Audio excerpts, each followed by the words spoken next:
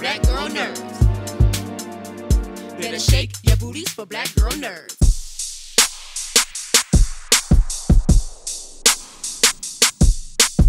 And I am so excited to be talking with you today. Hi. I adore you. I Thanks. love doing Queen's Gambit, and I was always like, when are we going to get more? That's the first time I actually had an interview with Really? Girl Nerd. Yeah. Oh, fun. Yay. So I'm glad we're keeping it going. So tell us a little bit about your role in Obi-Wan Kenobi. So REVA SEVANDER is a subordinate of Darth Vader. She's an inquisitor, one of a few, and they're individuals, though they're a team, and she has her own way of doing things, and she doesn't care what anybody says about the way in which she does things. She plays the offensive, and she's always 10 steps ahead. Yeah. Now, were you a Star Wars fan growing up? I, of course, knew the cultural pillars of Obi-Wan and Darth Vader. I had a lightsaber coming up, but I hadn't seen the movies. Seeing the movies was, I had seen one of the later versions with John Boyega, but there, the scope of Star Wars is massive. Expansive. Yeah. So I feel really blessed to have been introduced to Star Wars in this way, because I don't think my personal fandom can get crazier than it has been because of the experience that I've had in making this. Well, one thing, it really allows you to kind of create a character of your own that then kind of gets put into this canon. Was there anything special that you really wanted to portray through REVA? With REVA, a lot of it was given to me on the page. Though she was new, the things that were written, it gave us, it was just all there. It was just all there on the page. And so it wasn't a lot of sort of reaching I felt like I had to do. Well, I definitely think you put some sauce on it. So I love your style of acting because there is a fearlessness behind it. It's like, we're going to try anything new. We're going to do it all. Tell me kind of a little bit about the physicality of the role and kind of how you got into it physically. Yeah. They turned me into an athlete for sure. 4 months of training before we started. And then, the upkeep of the training that you have to do once you even start shooting. So really working around the clock to keep your body at the level it needs to be is 5 days a week of regular working out.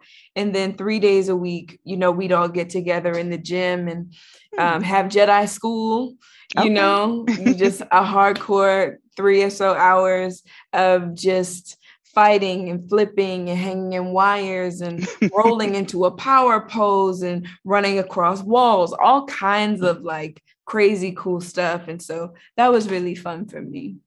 Well, over the course of a season is one thing, or over the course of a movie, but over the course of a season, I thought it was really cool that you kind of got to have the same director and the same writers. Did that help you just kind of with consistency and maintaining your character? Definitely. And, I'm still, new to acting on this side, at this scale. And so I actually haven't known an experience yet where I've had to work with multiple directors in a thing. So it's all I really know. But I think what's been great about this is Deborah Chow. She's certainly the heartbeat of our series. She works around the clock, considering the fans that have been around since the 70s and also walking that line and welcoming new fans at the same time. She has a very hard job, but she's excellent at what she does and so free of ego. And I think people are going to see that when they watch the series. Well, I cannot wait for more people to see your character and your performance. Thank you so much for talking with me today. Thank you. It's been a pleasure. Have a good day. And I am very excited to speak with you about this series. So, Deborah, tell me about how you got involved with the series, with directing in the first place. Yeah, I had just finished The Mandalorian and done a run on that one. And then this one, there was another director originally attached to it, and then he had to step away. So I think it was a few months after I finished on Mandalorian. So they had this project come up. So I went in to meet with it. And, you know, it was obviously an incredibly exciting project. And I was very grateful to get it.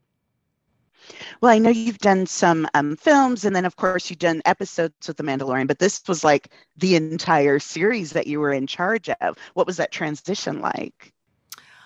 It was exciting. You know, like I really truly loved the collaborative aspect of The Mandalorian, and I'd actually never had that experience where we were, you know, so collaborative amongst a team of directors, and it was really cool. But the thing, obviously, you know, when you take on one project from beginning to end, is that you can really, you know, shape and have a vision that you're really, with every nuance and every detail, trying to support from beginning to end, and that's incredibly exciting.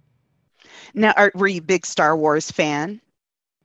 I was, and I've always loved genre. So, you know, Star Wars has always kind of been the mothership of genre. Well, one thing I know you've spoken about the love story for Obi-Wan, and also a lot of your past projects have been more dramatic. And so it feels like character and storyline is very important. Tell us kind of what it was like to kind of infuse that humanity into this very sci-fi series. Yeah, it was something, you know, I was quite excited about, is the idea of doing a character-driven series within a big universe like this. And I truly love genre, and I love doing action in a big way. But I always, for me, the projects that always feel the most moving are the ones where there's a real character and they're coming out of story and character, even the action. So it was something that I found very exciting. And then with this character, I mean, this character is such a warm character, and there's so much humanity and compassion to him, that it was such an interesting thing to take a character out of a franchise like this and just have more time and get to really know him and have a depth to him. Yeah, even just within the trailer, you can see a lot more. At first, you know, you just kind of see, oh, Obi-Wan Kenobi, and he's this and then the other. And this really seems to kind of break him down in terms of he's one person made of these many parts. And so I think that's very successful. I know you had a cameo in Mandalorian. Are we going to see it pop up in Obi-Wan? Oh, hell no. Absolutely. Oh, hell no. No, that was not my idea. And I'm definitely not meant to be in front of the camera. So no. Oh, well, we tried. Next time, maybe we'll get like behind the scenes. I'm now that character for eternity. So like, there you go. You're part of the canon. You're in it. Blame Dave Filoni. Anyway. I love them. Well, what has been one of your favorite things to shoot so far that you can tell us without spoilers? You know, I think, like, honestly, the series felt really special making it. And it was also intense because we were making it through COVID, and, you know, we're going through all that at the same time. So it was pretty incredible trying to do this really ambitious thing at the same time. But I think it's a lot of those moments, you know, some of the first moments, like, you know, having Ewan for the first time come onto set, and so much of that compassion and that complexity that we were talking about earlier with him is because of him. It's because he's bringing that. And I remember when he first walked out for a camera test, you just all of a sudden have Obi-Wan Kenobi in front of you. And for me, I just had that moment going, that's the show. Like, it's him. And so, you know, there's some moments when you're directing that stuff where it's weird, because they're also characters that you have a personal relationship to and like have been in your ether and your ethos for so long. And then all of a sudden they're right in front of you. So it was pretty special. Well, it sounds very special, and I can't wait for more people to see it. I'm really excited. So thank you for talking with me today. Thank you so much. Have a good day. You too.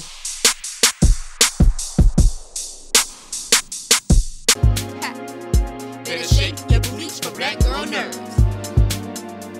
Better shake your booties for black girl nerds.